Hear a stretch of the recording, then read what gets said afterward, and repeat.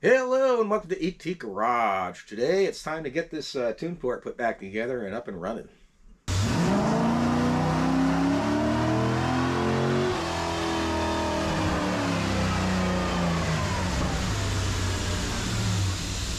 Okay, today the Corvette should be back up and running with the tune port intake back on it. Those who haven't been following, over the winter I did this Chinese intake swap to it's a Chinese version of the Edelbach Pro Flow. I got it all working really good, and then I ended up having problems with the distributor, and I just didn't feel like messing with it anymore. I feel like the tune port manifold is just a lot better for this combination on the street. It's just a lot better manifold for the street and for the gearing in this car. To take fully advantage of that other manifold, you need I'd have to change the shift points and probably go to at least 354s in the rear. Right now I have 307s. For the way I use the car, I wouldn't. That'd be great if I was just using it mostly for the track, like going every Friday night to the local drag strip, or even doing autocross or track sprint events, or even track night events. That would be good.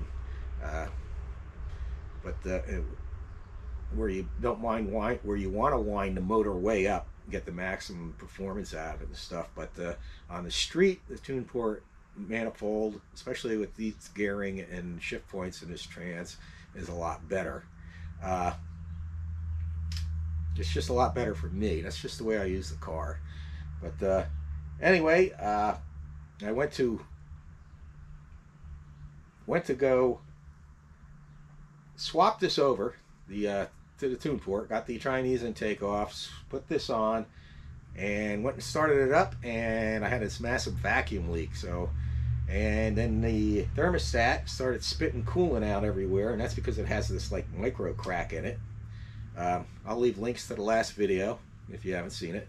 And so I ordered a new one, and this is the new one. This comes cast aluminum. And I painted it black, of course, to match everything else.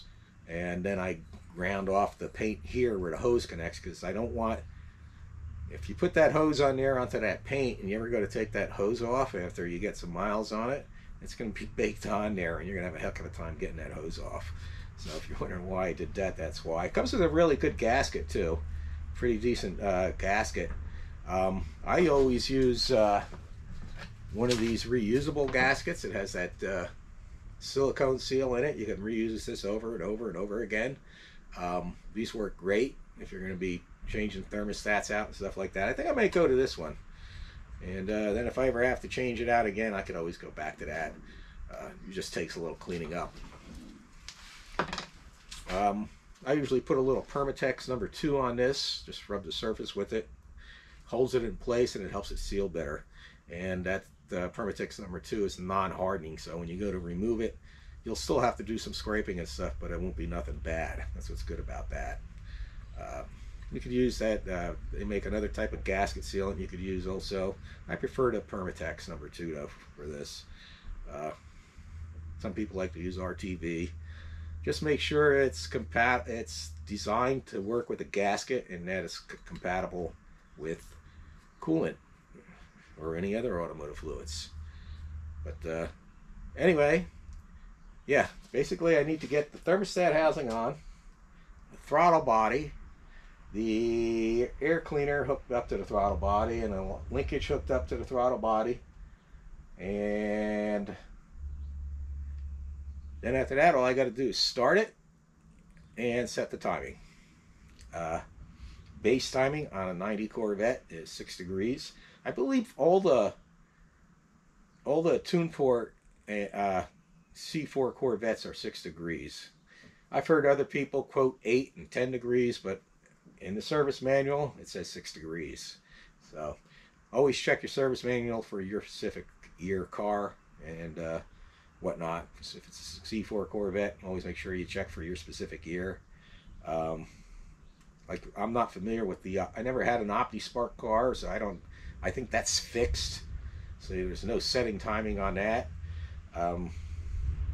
Maybe I'll do a video on what base timing is in the future. But for now, I'm just going to move the camera around. We'll get this together and get it fired up. We had really great weather all week. It was supposed to rain all week, but it turned out to be really great weather for driving. But I couldn't do it because I was waiting on this part and the problems I had. And today, now that I'm going to probably get it running, it's raining out. Cat and dogs. Yeah, that's the way it is. But anyway, let's get this together.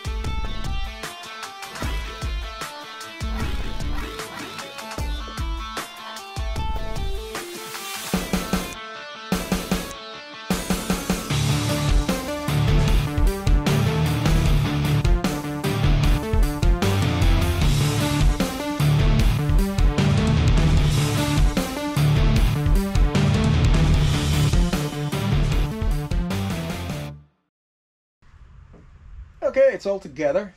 I just need to set the timing. Timing, of course, you do with the EST wire off. I think I did a video on that. If not, I'll leave a. If I did, I'll leave a link to it here at the end of this video. But I don't disconnect and set the timing. Disconnect that EST wire and set the timing until the engine is warm. So I'll start it up.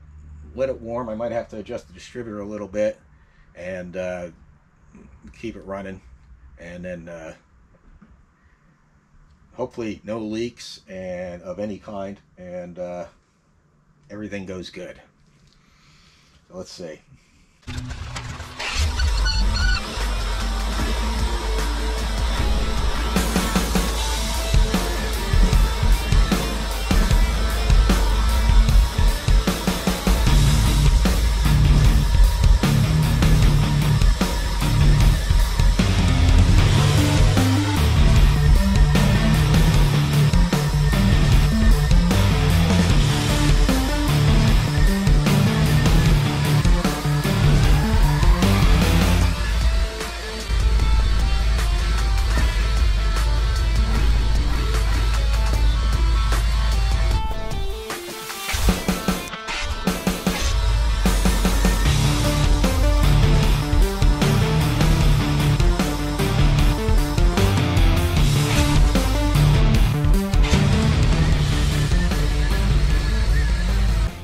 I'm not seeing any leaks. It's running good. You can see I started it up with the EST wire connected, let it warm up, and then turned it off. You should always turn it off whenever you connect and disconnect that EST wire. I've heard that's what it says to do in the manual, and I've heard that can somehow ruin your electronic timing advance somehow, but I don't know. That's what I do. Play it safe. Like I said, I let it warm up. Then I turned it off, disconnected the EST wire, and then started it back up. Then set the timing. Then turned it off. I don't know if you've seen, but I didn't click the EST wire on fully the first time I did that, so I had to go back and redo it. But turn it off, hook it back up, start it up, and then I check the timing again just to get an idea where the timing's at. I do need, this is a different combination from my last combination. My last combination, I had the factory heads, a slightly different cam, and the factory heads were ported and all that stuff, but they didn't flow as much as these heads. These are the trick flow heads, and this cam I have in it, it's pretty much around the same duration but more lift. So I do need to go into the tune and refine the map sensor and all that. Make sure it's get it running just right. When I first started it up, I heard this like a loud belt squeal. I don't know what that was. It went away. I'll have to look into it. Could be my air pumps or smog pump is on its way out. And that's another project. Pretty much the only thing left to do is bolt the distributor cover on and clean off that plenum, and a few tidying up, a little tidying up here and there, and that's about it. Yeah, I'd say that's it for today. I don't think I'm going to take it out and do any data logging and tuning on it today in the rain. I could.